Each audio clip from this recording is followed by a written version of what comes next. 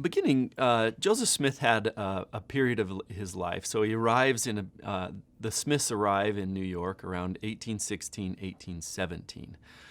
They spend at least the first year in town, and they're selling oil tablecloths that Lucy's produced, and also refreshments from a cart.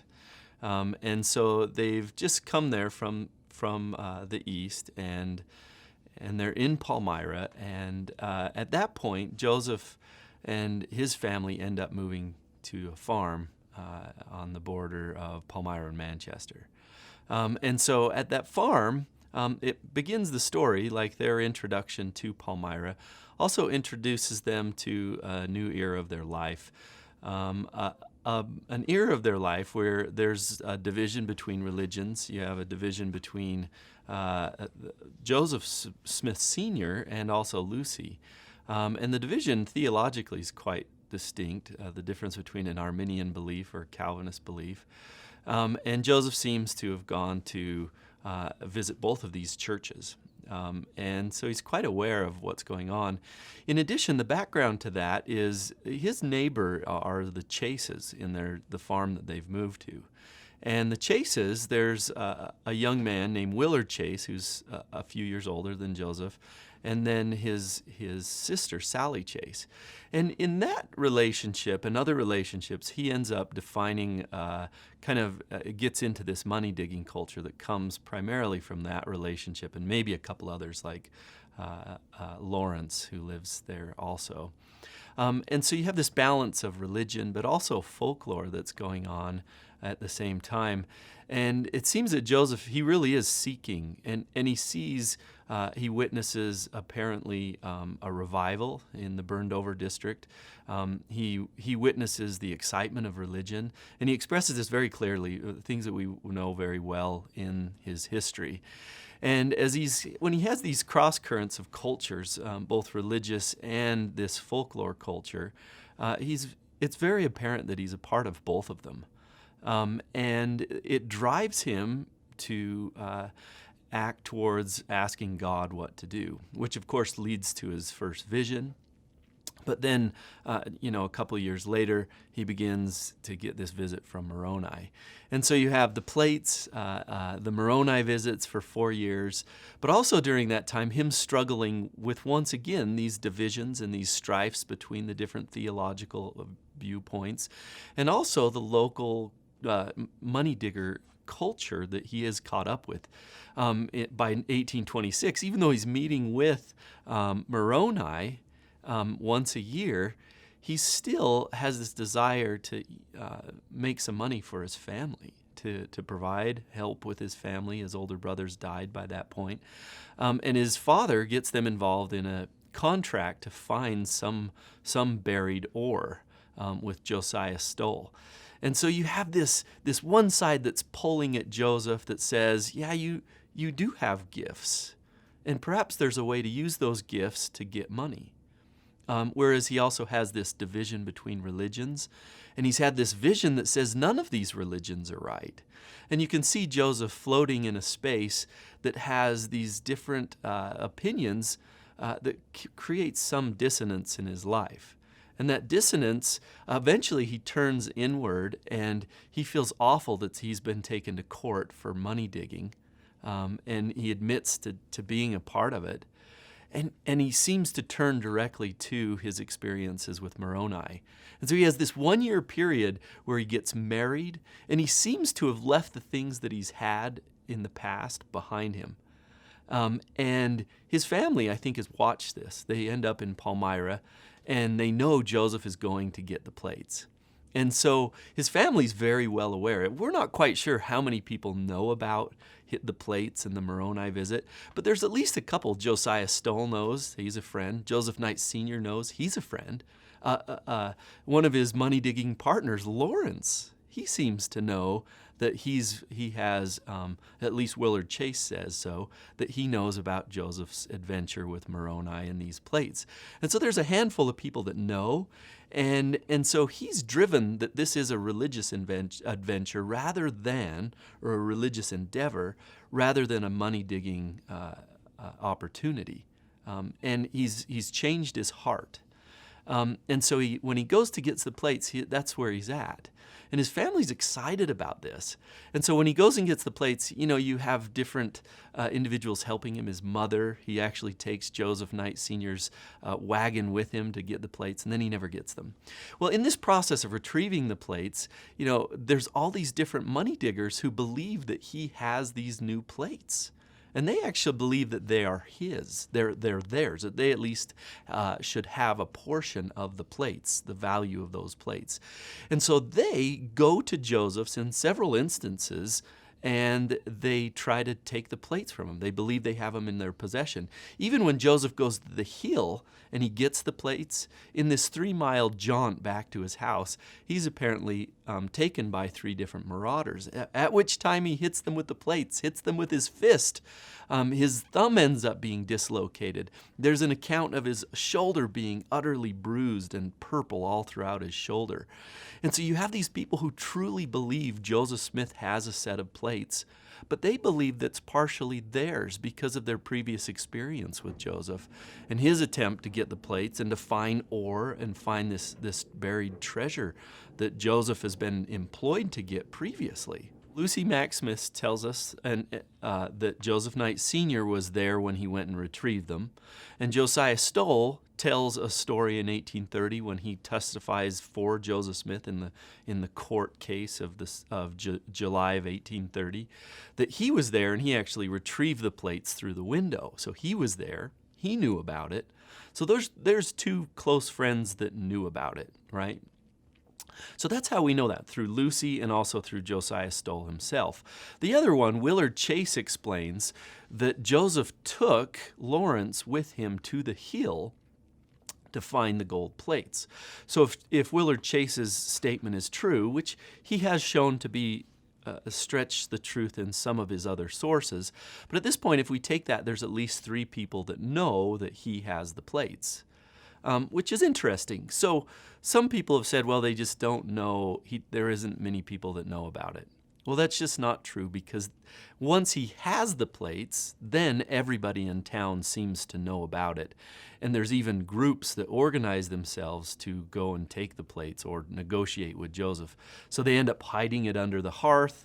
They end up putting it inside of the cooper's shed and making decoy boxes to make sure these people don't get them. So he puts a decoy underneath the panels in the cooper shed, that this group pounds through the cooper shed floor and then breaks the box, and actually the plates are apparently hidden up in the loft of the cooper shed.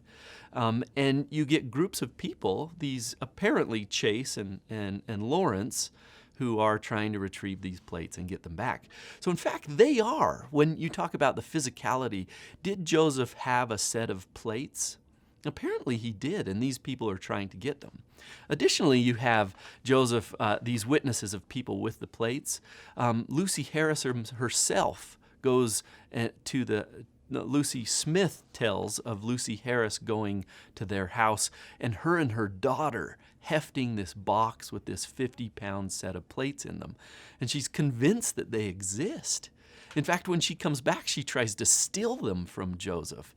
She goes rumbling through the house, and she also goes through the forest and tries to find a place where he may have buried them, runs into a big black snake.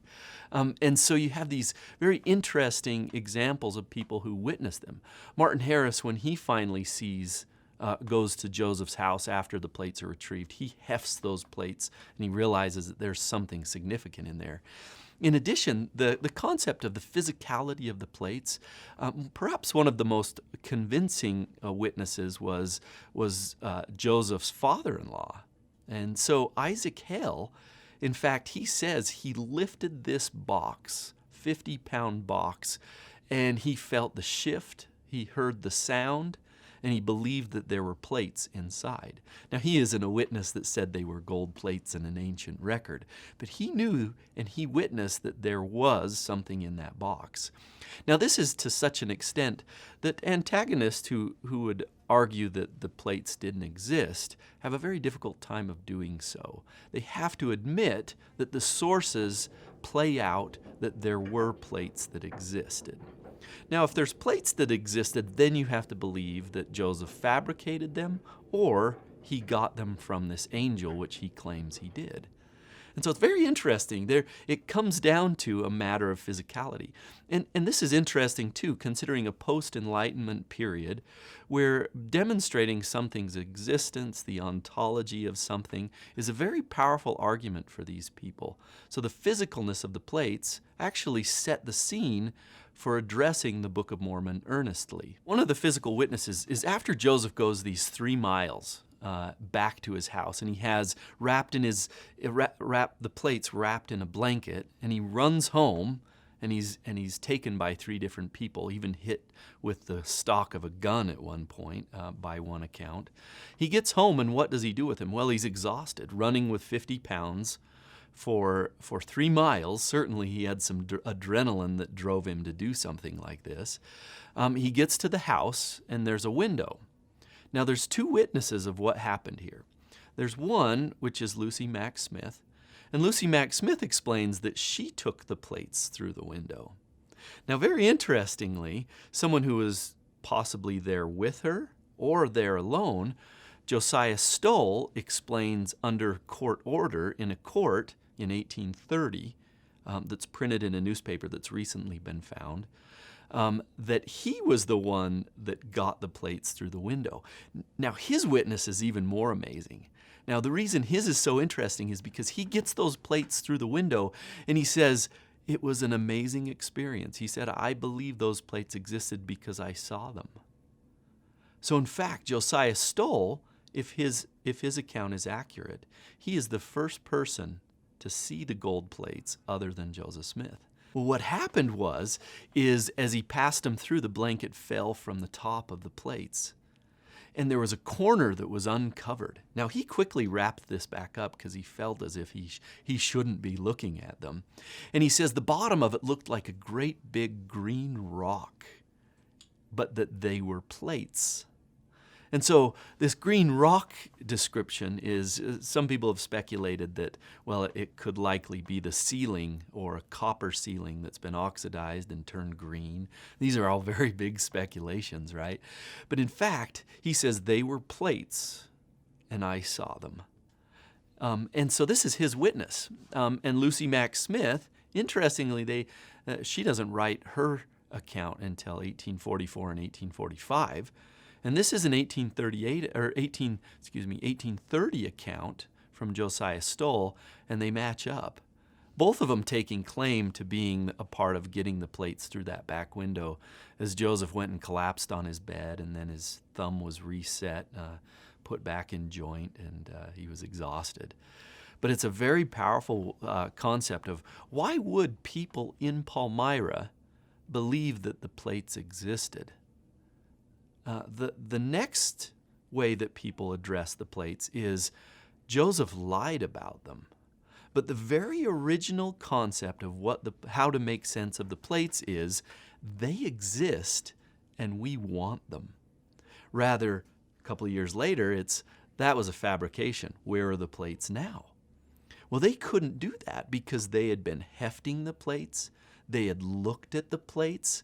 They had felt the plates in the box and heard them rattle. There's one account where he's transferring it into another box, Joseph is, and he calls it a jing, the jing of the plates, or in other words, the rustle of the plates. And then you have Joseph's sister running her thumb down the side, Emma running her thumb down the side covered with a blanket. So the question wasn't, is this a fabrication? The question is, how do we get those plates? Now, that's a pretty stark difference and is very convincing to Palmyrans in the beginning. And so I think that's a very important part of the story, at least to them, in convincing them that they should take the Book of Mormon seriously, in earnestness.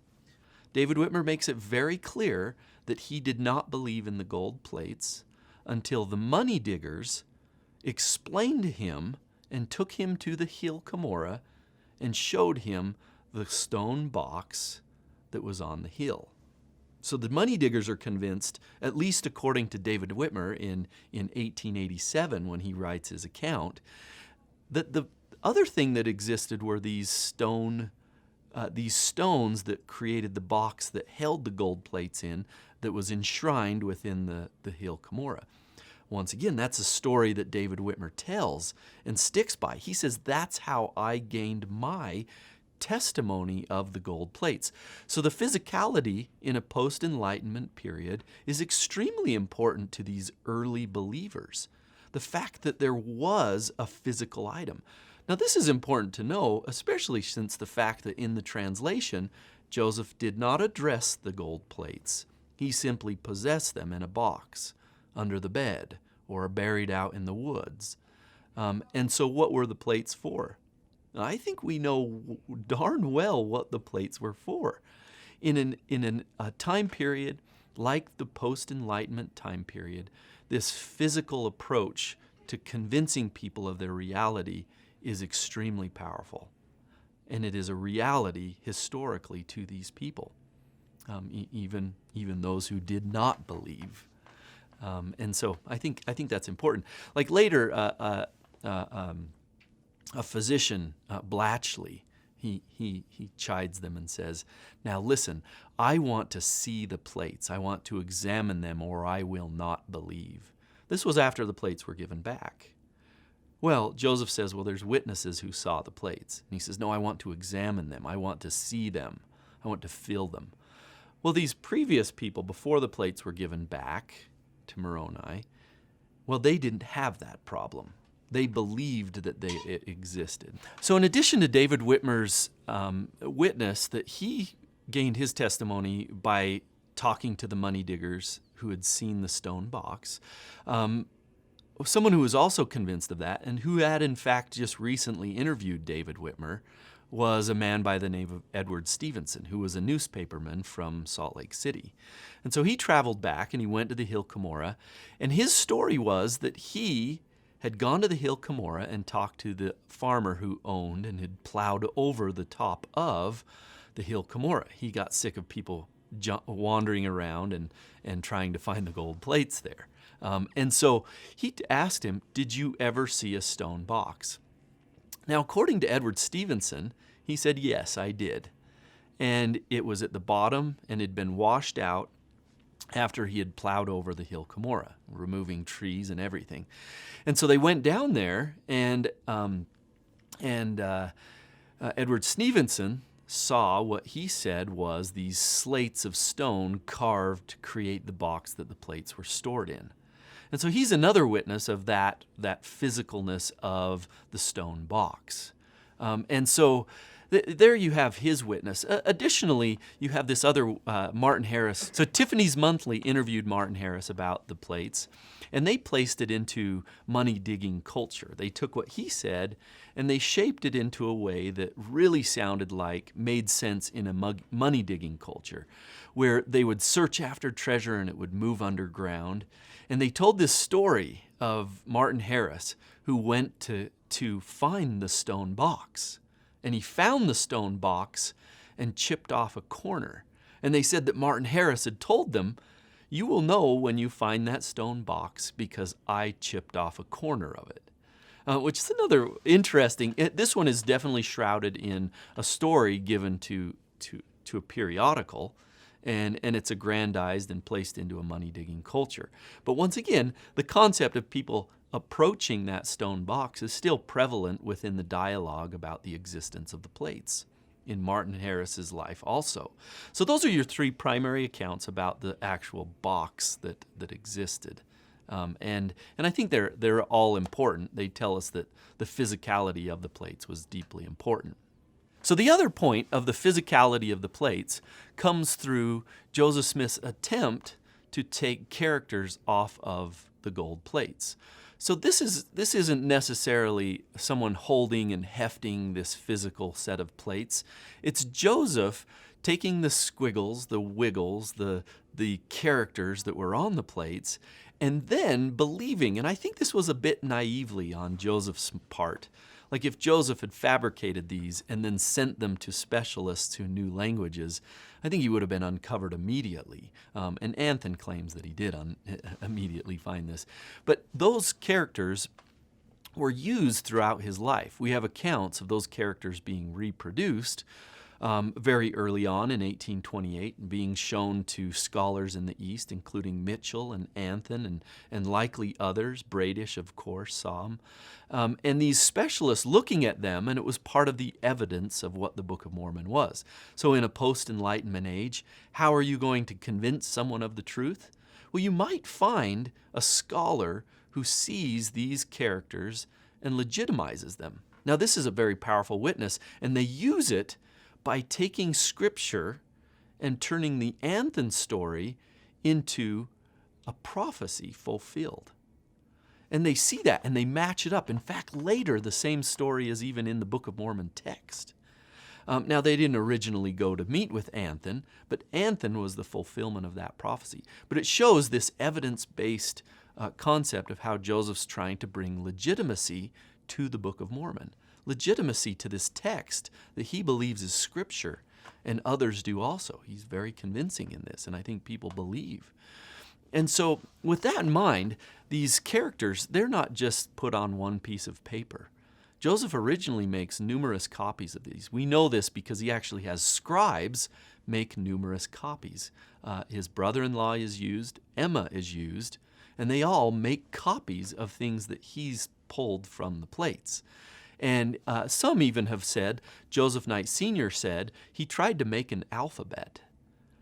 And Lucy Smith says he tried to make an alphabet, or as I would interpret that, taking all of the characters, known characters, and lining them up in a row without reproducing them. So producing the known characters. Now this is an account that matches Lucy Mack Smith and Joseph Knight Sr., two people who might actually know better than everyone else.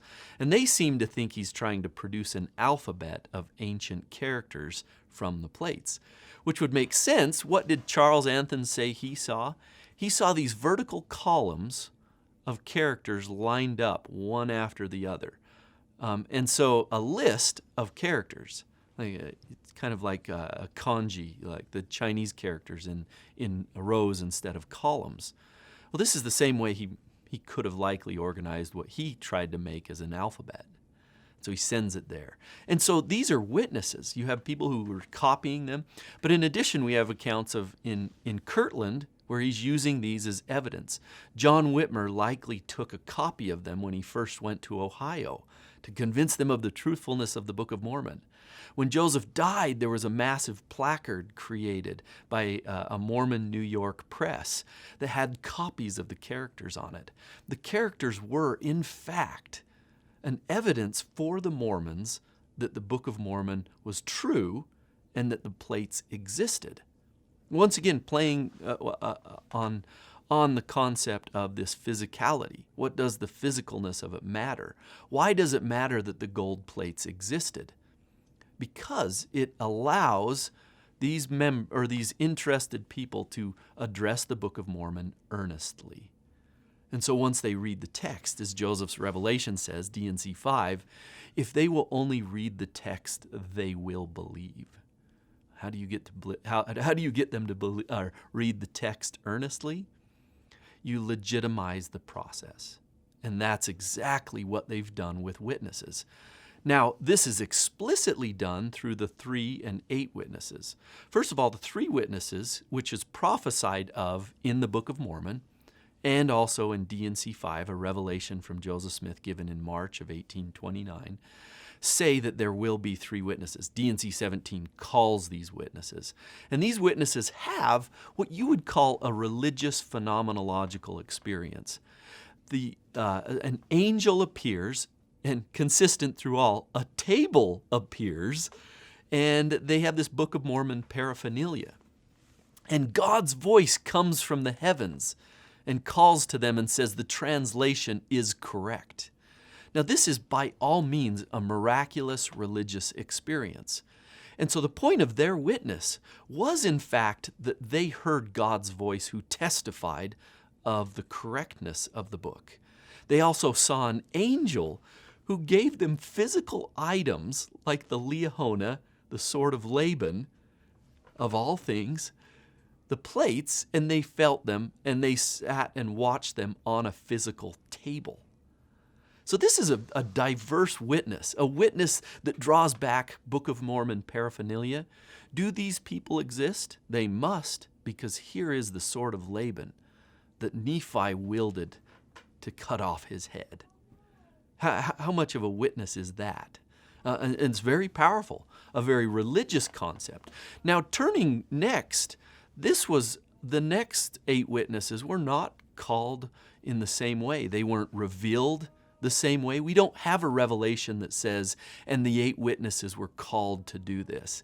In fact, the 8 witnesses, this is interesting. The 8 witnesses are chosen.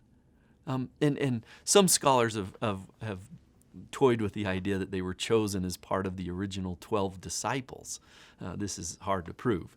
But these 8 individuals are called, not in the same way the 3 witnesses are, and they act as witnesses of the physical plates. So in 2 different instances, John Whitmer tells us that first there were 4 that met with Joseph in their house in Palmyra.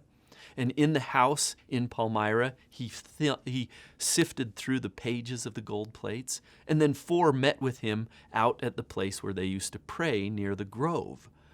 And they met with him, and he had these plates, and they moved the plates. They held the plates. They saw the plates. All of their sensorial abilities were shown in those 2 examples. And then they signed an affidavit. We didn't see an angel. We felt the plates. This is a very physical concept. When it comes to a sensorial experience, this is not phenomenological. They're sharing that experience with each other as they sift through the physical plates. And so these are 2 very stark differences in witnesses. One is extremely religious. If you believe that angels come and that God exists, the 3 witnesses are very powerful, a very moving concept. In the burned over district, where you have this ecstatic religion in New York, where people are believing out of these extremely powerful experiences, they are speaking with God. Charles Finney is seeing Christ. This witness, the 3 witnesses, is a powerful thing to that kind of environment. Whereas if you're on the other side, like Blatchley, and you're saying, I want to see them, seeing is believing. You have 8 people who together, in 2 different groups, felt the plates. And now this is a completely different kind of experience. And a witness that, once again, if D&C 5, a revelation from Joseph Smith, says the only thing that matters is if you read the text, well, then what does it matter, all of these witnesses of the physical reality of the plates? It matters because it legitimizes the historicity of the Book of Mormon, and it legitimizes the reality of the plates that allow each individual to address the Book of Mormon earnestly. So on the translation of the Book of Mormon, this is also what most of the witnesses see this as a very powerful evidence of the Book of Mormon. They see it as something that marks Joseph as a prophet.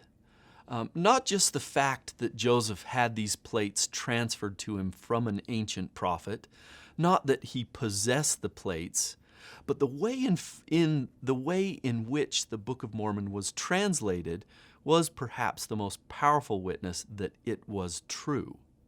So you have witnesses that say it was, but then you have these witnesses who are not official witnesses. They just saw what happened.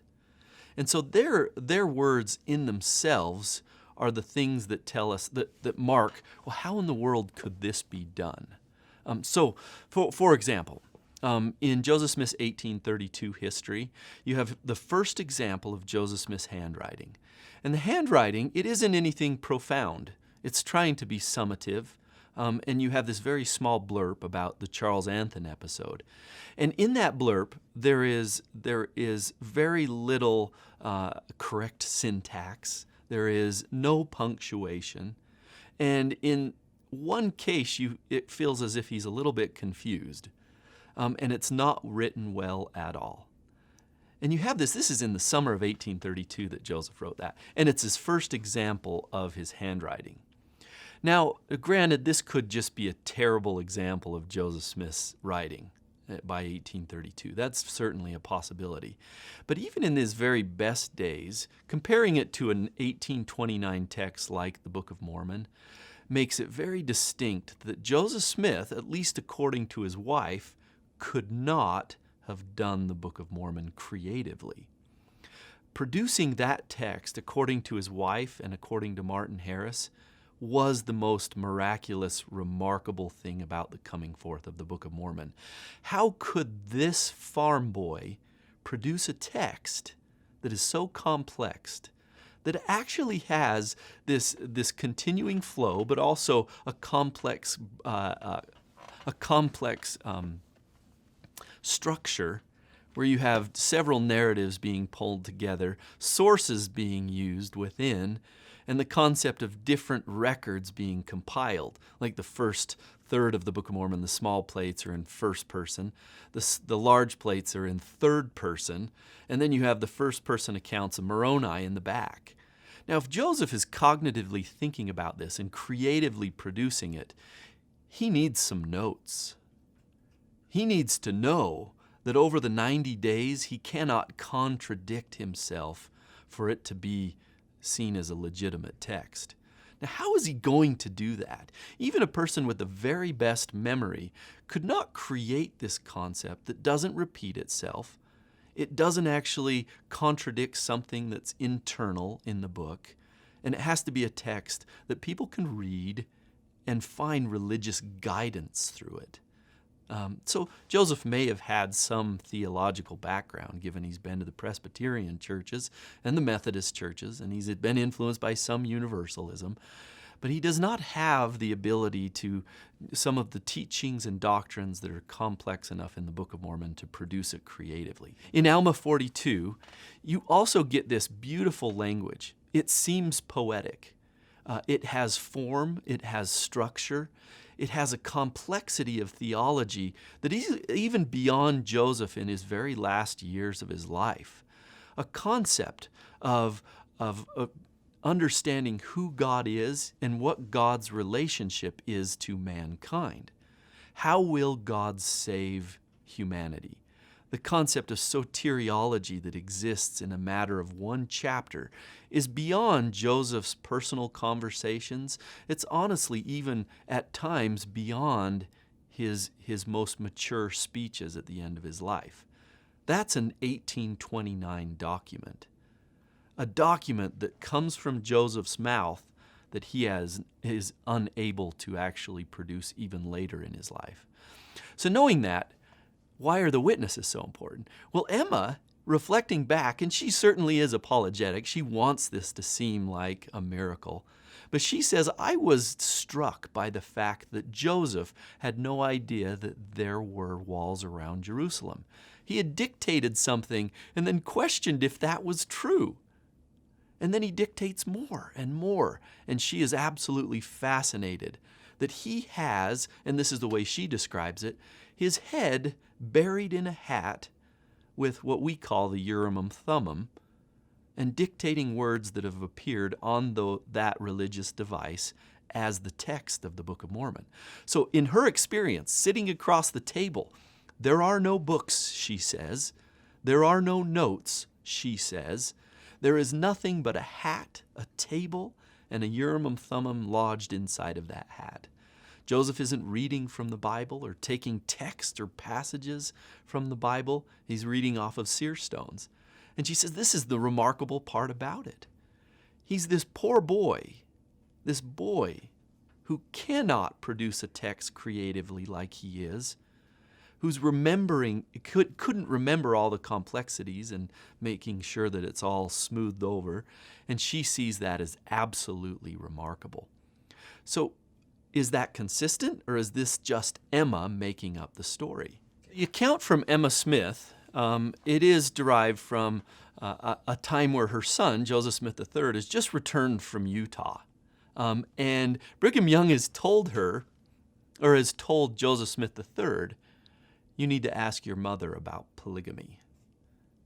That's what he's told. So he goes to ask her that question. Did my father practice polygamy? Brigham Young had told him he had. And he went And he ends up giving her or asking her questions and never ever gets to the actual question that he wants to be answered by Emma. Now, Emma is certainly old at this age, and there are decades separating what she had been describing. Now, so you might actually question, is Emma in a state that she could give an honest and forthright account about the translation of the Book of Mormon? This is a fair question to ask, given her age. And also given the context. Joseph Smith III wants to know how miraculous the translation was. That's what he's asking for. And she delivers. Now, if that's what she delivers, the question you might ask then, could we demonstrate that this is simply her old age delusions? Well, you would have to find inconsistencies in what she said. You'd have to have statements that Joseph says that are in contradiction to what she said. You'd also have to have statements that are in contradiction with what Oliver or Martin Harris say. And the problem here is there are not major inconsistencies. For the most part, it is almost exactly the same terms. If you remember, Oliver Cowdery says, these are the days never to be forgotten. To listen to Joseph dictate the words from heaven was a miraculous event. And that's actually given very early, 1834, in letters that Oliver Cowdery writes. And so to stop and ask the question, is what she's delivering accurate, is a fair question to ask. Should there be doubt upon whether they're accurate? Absolutely. Now, let's find the inconsistencies. If it's simply she's old and it's been a long time, that's not good enough to dismiss this source. Are there inconsistencies? David Whitmer, who's giving similar accounts at the same time, you can actually find inconsistencies throughout the book that he writes. Inconsistencies like, for example, I was never given the high priesthood. We know that he was there on June 3rd, 1831, when the high priesthood was given, the office of high priest. There are inconsistencies. We don't find those in Emma's interview with Joseph Smith III. There are certainly not exact statements, but it is not inconsistent with what others have said and what we do know about the process. So, kind of splicing this in, a few things that Emma says. For example, the Joseph Smith III interview, she says, the plates often lay on the table without any attempt at concealment, wrapped in a small linen tablecloth, which I had given him to fold them in. So this is a similar experience that happens to Oliver Cowdery, for example. He says, for the most part, it was actually under the bed in a box. But here you have the plates concealed, but physically there, which is an important part of the translation. He's not addressing them, which is important, but they are there as a witness of what's appearing on the seer stones. So another one, for example, she writes a letter to Briggs, so she writes this letter and it is in answer to some of the questions about translation. And here's just a small passage taken from it. As Joseph dictated each sentence, word for word, proper names he would not pronounce, or long words, he spelled them out. And while I was writing them, if any mistake in spelling, he would stop me and correct my spelling, although it was impossible for him to see me writing them down at the time. And so this is a letter that's written by Emma, and it's in her handwriting. And you have this interesting example where you can see her interacting with Joseph not knowing what he says, because in the Joseph Smith III interview, she says he didn't know the content of what he was revealing, but then saying, but I can correct your spelling.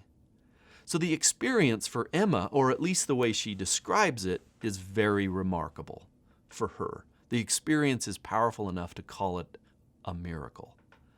And so I think these are important parts of understanding what happened. So Emma goes on. Here's another one. This is a letter to Pilgrim. Now that the first that my husband translated was translated by using the Urim and Thummim.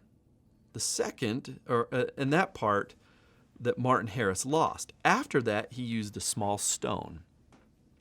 So there's two instruments. And so this is interesting. So in summary, what her accounts tell us, they tell us this. There was a hat that he used.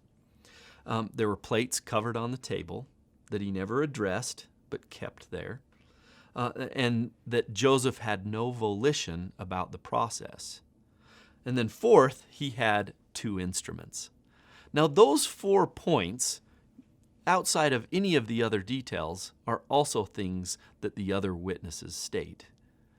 Now, by the time she gives her accounts, maybe she's taken into account that there needs to be continuity between the accounts, but they've come to some agreement that that is how the translation process occurred. So the consistency between them, so Martin Harris, who is very much distant from Emma at this point. So though Martin Harris joins one of the groups after succession, and then eventually he ends up in Idaho. And so in the process, he has a deathbed example of him telling what happens to his son. And there's several examples where he's giving accounts to newspapers. And so they're not connected with Emma. He doesn't have readily communicating with Emma. And here's in the Millennial Star, this is what he says. And so this is apparently directly from him. Sentences would appear and were read by the prophet and written by Martin. And when finished, he would say, written. And if correctly written, the sentence would disappear, and another sentence would appear in its place. But if not written correctly, it remained until corrected, so that the translation was just as it was engraved on the plates, precisely in the language then used. Now, he seems to be stretching himself here. He seems to be claiming that he knows what's on the seer stone.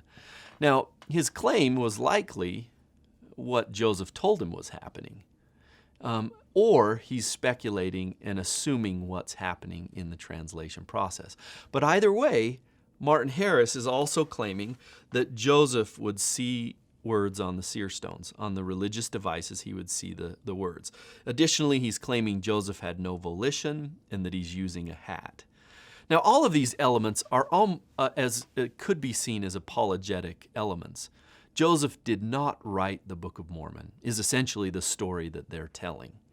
Now, they're saying he didn't have the ability to creatively do it, that because he was looking into a hat, he couldn't be looking at anything else or taking notes about the things he's already dictated.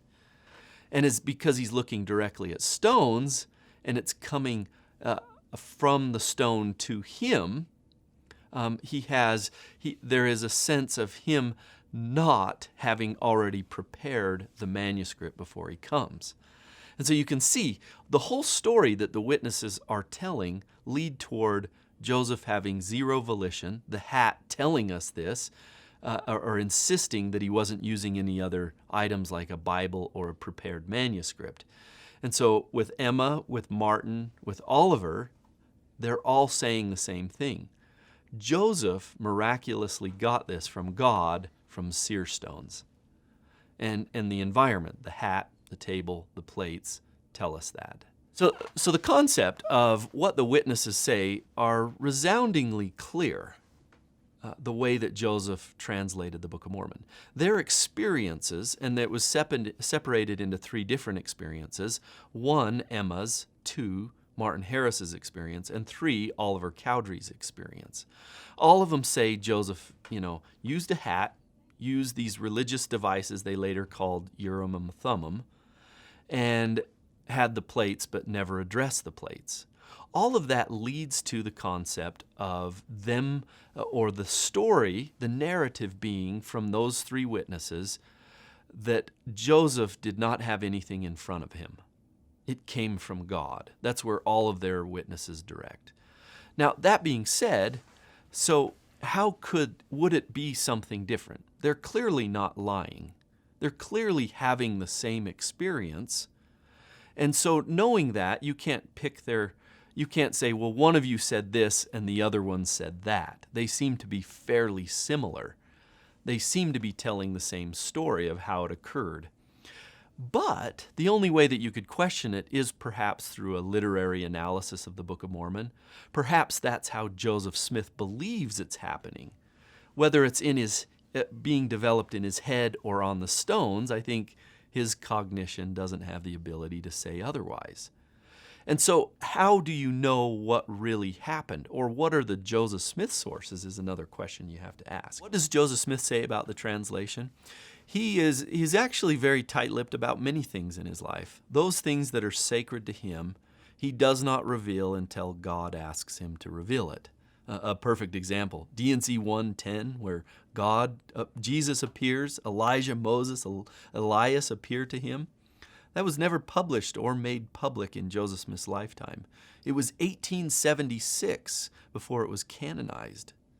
And so here's Joseph keeping something private that is sacred to him. And so the translation, he seems to be doing something very similar to that, even though he reveals it at times, but not often. And so the first part where you really get a sense of how he's translating is D&C 3, which is the first revelation that Joseph gets. And it explains in there, it says, God had given thee sight, and then he inserts in the manuscript with a little caret, and power to translate. And that's the line that comes out of the revelation. God had given thee sight. So think about this. So the idea of Joseph conjuring something in his head, something that that seems to appear on the stone, is actually, that is not what is happening according to revelations from God. God is telling Joseph, here's how it works. You see the translation. Sight. They use that word. Sight and power. The power of God will allow you to see it. Hence why Joseph is a seer. That's D&C 3. That in itself reveals much about what Joseph knows about what's going on, because God revealed that to Joseph. So the next time, of course, when Joseph gets a revelation that actually describes how the translation works is D&C 5 again. And in D&C 5 it says, you have a gift to translate the plates. Joseph's been told, you're a seer. He's been told he has a gift given from God. And the way it works is through the power of God. And the way that it will happen is you will see the translation. Those are two very firm accounts that are revelatory accounts in early Mormonism. So that's already we have almost the same thing that Emma and Oliver and Martin have already told us through revelation in the Mormon revelation. So the other one is in the preface of the Book of Mormon, it actually states this: I would inform you that I translated by the gift and power of God, restating what has gone on. And so later on in the Orange Conference in the fall of 1831, we always refer to this and we say, well, Joseph said, I cannot give you all of the particulars of the translation. And so we've always said, well, maybe we shouldn't be seeking after the particulars. But this is just one account. In fact, he didn't want to give that conference all the details of the translation, that conference. Because in fact, we get in the same record book in 1834 where it says, Joseph gave a revelation of obtaining and translating the Book of Mormon. So he actually told another conference how it was translated. So you get those two opposing times. So you can see sometimes he tells us, sometimes he does not. Well, in the Wentworth letter, he actually says, I translated through the gift and power of God through the Urim and Thummim. And so now, how does he see the translation? Well, he's revealed it was through the Urim and Thummim. And these are all Joseph Smith accounts, and the Wentworth letter being one that Joseph approved of rather than wrote. And so the other thing about this, so what is the earliest sources that describe the translation of the Book of Mormon? In fact, the earliest sources are actually the text of the Book of Mormon. So if you think about this, what does the text of the Book of Mormon imply about how the translation is done? Well, first of all, there is a story of the actual Nephite interpreters, the Urim and Thummim, that come with the gold plates. And so the brother of Jared, after he goes up on the mount, there's 16 stones. And he comes down and the Lord tells him, you have to write a record on these 24 gold plates. And the brother of Jared says, well, how will anyone read it? You know, I'll speak a different language than those who need this record. And he says, well, here is a device. 2 seer stones wrapped in a figure-8 piece of metal. And he buries it with the 24 gold plates. And then the people of Limhi find it, and they deliver it to Mosiah II. And Mosiah II says he's a seer, and he has wherewith he can look and translate, just like D&C 3, wherewith he can look and translate. And so here you have these implications of these seer stones being used to translate 24 gold plates recorded in the gold plates that Joseph Smith translates. And those very interpreters, those two seer stones, are apparently, there isn't perfect provenance here in the Book of Mormon, but they're apparently passed down from one prophet to the next and end up with Moroni, who buries them with the gold plates, and Joseph retrieves them. So Joseph, in fact, with those retrieved seer stones, is translating the gold plates. They were originally created by God on the mount with the brother of Jared. Now that's pretty fascinating. Here you have this, it's a broken chronology of where these seer stones come from and how translation happens within the Book of Mormon. In addition, this concept of looking and knowing the translation, or looking and seeing revelation, also comes out with the device that Lehi and Nephi used, the Liahona. The Liahona itself, it says, they would look upon the ball and there was words that would appear, and they would disappear and then reappear as revelation to Nephi and Lehi. Words appearing on a religious device, an ancient relic that they're using that was prepared by God to receive revelation. And so the Book of Mormon is a very powerful witness for how the translation process was described. Joseph described it in those terms. His witnesses described it in those terms. So in some way, if you track back, where does this whole dialogue actually come from? It appears to come from the witnesses watching something happen, Joseph experiencing it, and the Book of Mormon and Revelation describing to them what is going on. And so it's a tight-knit circle that all kind of go back to the same thing. How is the Book of Mormon translated? There is a religious device, an ancient relic, that words appear on, and only a prophet can take those words and deliver them as scripture. Where else does that happen? The book of Daniel, Belshazzar, the words that were inscribed on the wall, glowing with the finger of God that the prophet Daniel interpreted.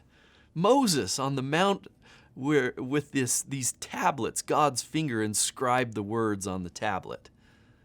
You get the same concept where God delivers revelatory scriptural words by the sight of the prophets and the gift that comes through the prophets.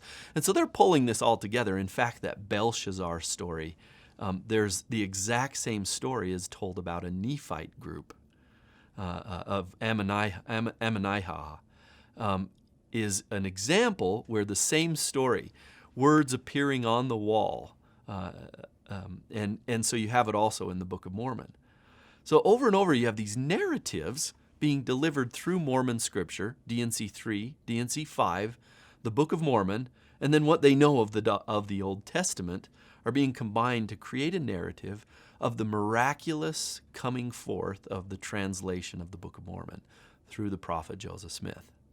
I think from my research on the coming forth of the Book of Mormon, it indicates that those who witnessed, those who experienced, including Joseph Smith himself, who has to be convinced that this is true.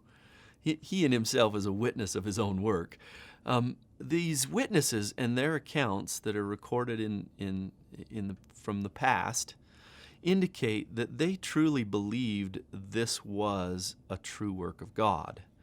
In their opinions, and having witnessed what went on, this very strange and miraculous event, where if you were thinking logically, you'd probably stop and wonder how this could be true. Well, they witnessed that. They witnessed Joseph with his head in a hat. Joseph had his head in a hat. And as they experienced it and they saw the product from which this process came, the Book of Mormon, they believed. They saw it, they witnessed it, they actually embraced it, and they became deep believers, enough to give up their life. A man like Joseph Smith, whose life would have been much easier if he would have disregarded the Book of Mormon, stood true to the process, a miraculous process, a process that could be compared to the resurrection or the coming of angels. He stood true to something that is unbelievable, and he believed it. And so through their accounts and their witnesses, our research, it indicates that these early Mormons were not trying to dupe anyone. They believed. They knew from what they experienced that it was true. And so the very accounts in themselves, maybe it doesn't prove that the Book of Mormon is true, but it certainly proves that they believed that the Book of Mormon was true after experiencing the things that brought it forth in this latter day.